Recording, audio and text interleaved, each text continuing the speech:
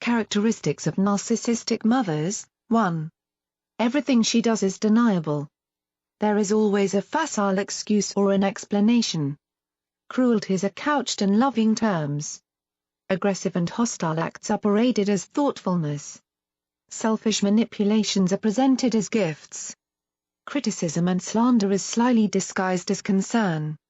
She only wants what is best for you. She only wants to help you. She rarely says right out that she thinks you're inadequate. Instead, any time that you tell her you've done something good, she counters with something your sibling did that was better, or she simply ignores you, or she hears you out without saying anything, then in a short time does something cruel to you so you understand not to get above yourself. She will carefully separate cause, your joy and your accomplishment, from effect, refusing to let you borrow the car to go to the awards ceremony, by enough time that someone who didn't live through her abuse would never believe the connection. Many of her put-downs are simply by comparison. She'll talk about how wonderful someone else is, or what a wonderful job they did on something you've also done, or how highly she thinks of them. The contrast is left up to you. She has let you know that you're no good without saying a word. She'll spoil your pleasure in something by simply congratulating you for it in an angry, envious voice that conveys how unhappy she is, again, completely deniably. It is impossible to confront someone over their tone of voice, their demeanor, or the way they look at you, but once your narcissistic mother has you trained, she can promise terrible punishment without a word. As a result, you're always afraid, always in the wrong, and can never exactly put your finger on why.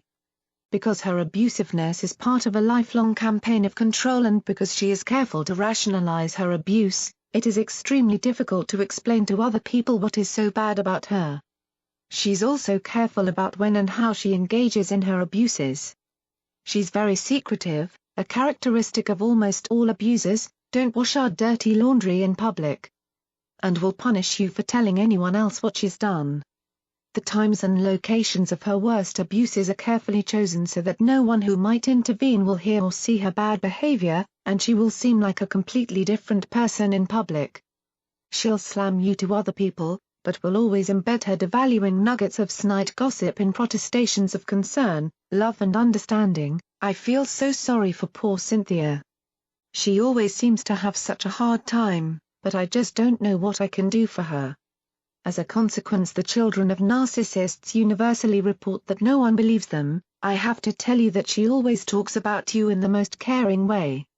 Unfortunately, therapists, given the deniable actions of the narcissist and eager to defend a fellow parent, will often jump to the narcissist's defense as well, reinforcing your sense of isolation and helplessness. I'm sure she didn't mean it like that.